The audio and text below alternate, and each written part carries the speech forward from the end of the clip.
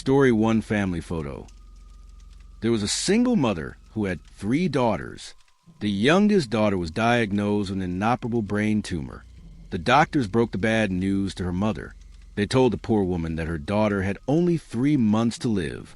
The family were devastated by the horrible news. The mother decided to have a family photo taken while her youngest daughter was still alive. That way, they would always have something to remember her by. They hired a professional photographer to come and take the photo. The family posed with the youngest daughter, sitting in the middle of the picture, and her mother and older sisters arranged around her. Afterwards, they had it framed and hung it over the fireplace in the living room. 3 months later, the youngest daughter died in hospital. Her mother and her 2 sisters were at her bedside when she passed away. The funeral took place 2 days later.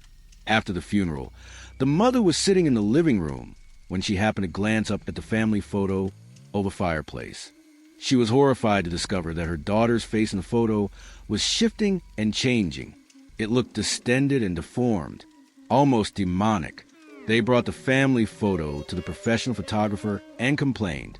He said he had no explanation for why the photo would suddenly change, making the dead child appear so grotesque. The mother was at her wit's end. She took the family photo to a psychic and begged the psychic to tell her what was wrong.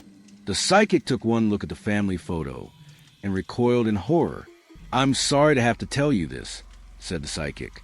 "Unfortunately, your daughter fell into hell." Story 2 phone booth. There were 2 teenage boys named Kenzo and Tatsuya who both shared a keen interest in the paranormal. Whenever they met, they would always have a new scary ghost story or spooky urban legend to share with each other. One day, Tatsuya was browsing on the internet when he came across a website that had a lot of Japanese urban legends. He read a story about a certain suspension bridge that was located close to his home. The website had plenty of pictures of the bridge and the surrounding area. As he read the legend associated with the bridge, Tatsuya knew his friend would be interested. The next time he met Kenzo, he told him about the bridge. It was an old suspension bridge that crossed over a deep gorge. For some inexplicable reason, it was known as a spot that was notorious for suicides. Every year, at least 20 or 30 people would throw themselves off the bridge and plunge to their deaths. Nobody could explain why. They said that the spot was haunted by the ghosts of all the people who had committed suicide there. When Kenzo went home that evening, he decided that he had to check out the bridge. He desperately wanted to see a ghost. So, that very night, he set out for the mountains where the bridge was located. It took him about half an hour to get there. It was almost midnight when he arrived at the bridge, and there was not a single person around. It was dark and deathly quiet. The atmosphere was so spooky and ominous that it sent a chill down Kenzo's spine. "Wow, this place is creepy," he muttered to himself as he cautiously walked to the edge of the gorge and peered down into its depths. He began thinking about all the people who had thrown themselves down into the inky blackness. The thought of it made his hair stand on end. It was so fascinating that he felt compelled to tell his friend Tatsuya about it. So he pulled out his cell phone to call him.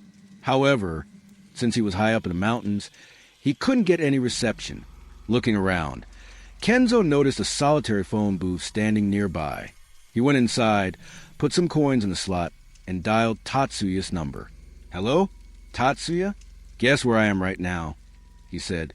"I'm at the suspension bridge you told me about. The view is amazing. You've got to come up here and see it sometime." "Yeah, I'd like to," replied Tatsuya. "I saw all the pictures on the website." "Wait a second. What number are you calling me from?" Kenzo laughed. "Oh, I couldn't get any reception on my mobile, so I'm calling from the payphone up here." His friend was confused. "Payphone? There's no payphone up there. I would have seen it in the pictures." "What are you talking about?" said Kenzo. "I'm standing in the phone booth right at the entrance to the bridge." "Hold on. I'd better go. There's a line of people outside waiting to use the phone. I'll call you when I get back home." As soon as he said this, Tatsuya shouted, "No! Kenzo, don't get out of the phone booth. I know that place. I'll be right there in 30 minutes. Whatever you do, don't move." "What's wrong?" "Just promise me you'll stay where you are. Don't move an inch, okay?" And don't hang up the phone. I'm coming." When his friend hung up, Kenzo felt a wave of fear envelop him. He stood in the phone booth and kept the phone receiver pressed his ear, looking over his shoulder. He saw a line of people standing outside the phone booth, silently watching him. The look in their eyes sent a shiver down his spine. Half an hour later, when Tatsuya arrived at Suspension Bridge, he found his friend standing at the very edge of the gorge. He was holding his cell phone against his ear. There was no phone booth and no line of people waiting to use the phone. If he had moved an inch, he would have fallen off the edge and plunged to his death. Story 3: Dreams and Nightmares. It remains the most disturbing and creepy true ghost story I've ever come across. I can't remember all the details, but I will try to recount as much of the story as I'm able to recall. The book claimed that it was a true story, but try as I might, I've never been able to find out more information about it. Years ago, in a small town, somewhere in the United States, a married couple and their young daughter moved into an old house. One night, the daughter was awakened by a strange smell in her bedroom. At first, she wasn't sure if she was still dreaming. She could hardly breathe, and the air was thick with smoke.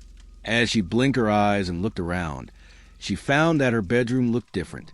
The wallpaper was old and peeling off the walls. The carpet was threadbare and worn away in places. The furniture in her room seemed to be old-fashioned, and there were cobwebs and mold all over everything. Frightened, she jumped out of bed and tried to make her way down the hall to her parents' room. Minutes later, the family who lived next door heard screams outside their house and a rapping on their front door. When they opened the door, they found a little girl standing there.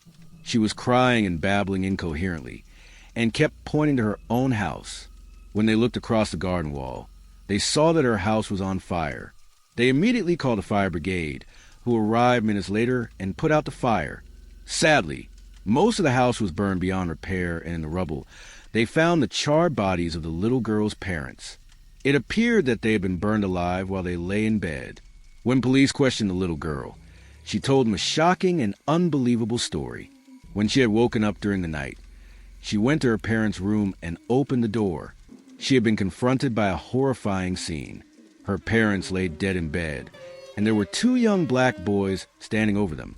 One of the boys was holding a bloody scissors.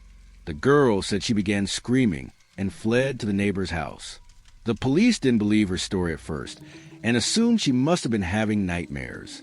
But when they researched the history of the house, they found that it had originally been a reform school for young black boys. The boys were treated horribly by the people who ran the reform school, and it had eventually been closed down and converted into a residential property.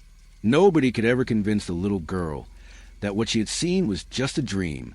This is a story I read in that book years ago, and of all the true ghost stories I've ever read, this one scared me the most. It freaked me out to the point that I had to throw away the book because I kept having nightmares.